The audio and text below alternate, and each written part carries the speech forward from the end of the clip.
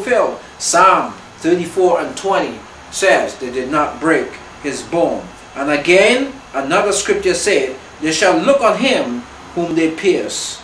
See, this is what it says. They all looked at him. They all looked at him.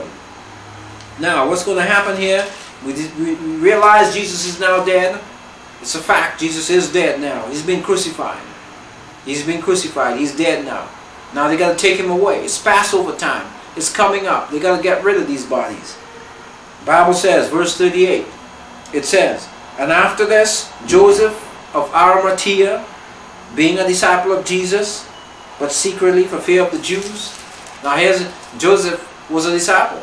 And we have a lot of secret agents, as I would call them. Now it depends on what your stand is. There are some disciples of Jesus, secret disciples, that don't want to be known. You know, Jesus is saying, you know, if you cannot acknowledge me before men, I won't acknowledge you before the Father and before the angels. But if you do that, I will also. So, you know, we don't want to be closet Christians. We don't want to hide in our closets. We want to come out. We want to come forth, get the message of the gospel of Jesus Christ out in the open. You may be prosecuted or persecuted as well, you know, but you need to get that message of life. You need to get it out so that the world, get it into the darkness so that there may be light, so that they can see to come out and they can be freed from oppression. You need to do this. The Bible says, as we move along, because it says here that he was a disciple of Jesus, but secretly for fear of the Jews. You know, he besought Pilate that he might take away the body of Jesus, and Pilate gave him permission, or he gave him leave that he can do it. You know, and he came therefore and he took the body of Jesus. The question is, who took the body of Jesus down from the cross? This is another you know, case for Jesus, case for the cross. He died. Yes, we have some witnesses. We have witnesses. Even the very ones that crucified him, they realized he was dead. Somebody took him down. Joseph of Arimathea, he took Jesus down from the cross. We're laying something down here that you may believe that Jesus is the Son of God.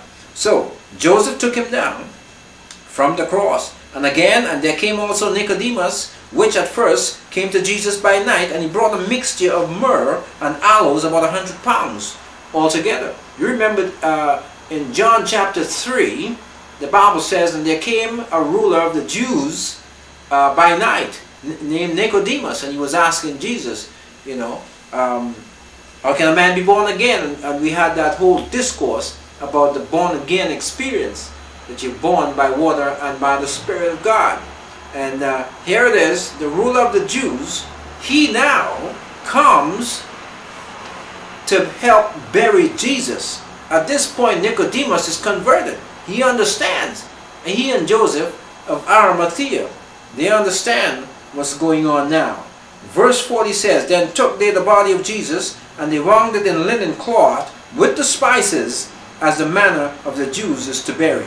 So they set it up, set the body up, wrapped it up, put the spices. That's to you know, keep the smell and so on down.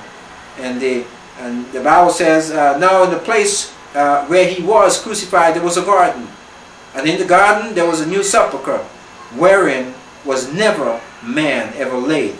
And there laid there Jesus, therefore, because of the Jews' preparation day, for the sepulchre was nigh at hand. My friend, everything was done very quickly. The Passover was so very important to them. They couldn't care less about, the job is finished. Crucifixion is over. Let's get on to the more important thing, which is the Passover. You know, here's God's Son on the cross dying for the salvation of the world. They couldn't care less. Get these men out of here. Break their legs. Just get them out of here. You know, the crucifixion is over. Maybe next Friday we'll see what happens. Next Friday, or whatever day they were using as the day of crucifixion, we'll do some more crucifixion if there are any more criminals, as they claim that Jesus. They claim Jesus was a criminal, not knowing that he was their Savior.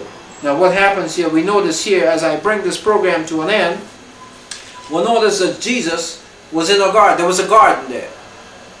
what we notice here, there are four points that we notice here. First of all, sin started in the garden. In Genesis, we see that in the garden, sin started. Satan deceived Eve and caused sin to come upon all man and death upon all man, as the Bible says. Again, we see Jesus during his ministry, coming down to the final moments.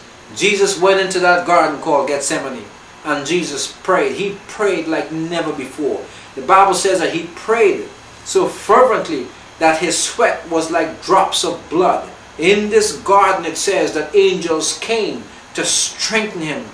And there he said to his Father, not my will, but thy will be done. In the garden. This is in the garden. This garden. There's something happening in the garden. Jesus accomplished his purpose right there in the garden through prayer. Now Jesus again was buried in the garden.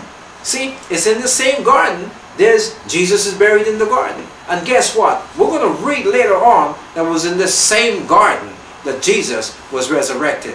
So my friends, sin in the garden. Then Jesus came and he prayed and he paid the price in the garden. In the garden, he rose from the dead in the garden. My friend, where are you today? Where are you today? Are you in the garden? Are you under sin?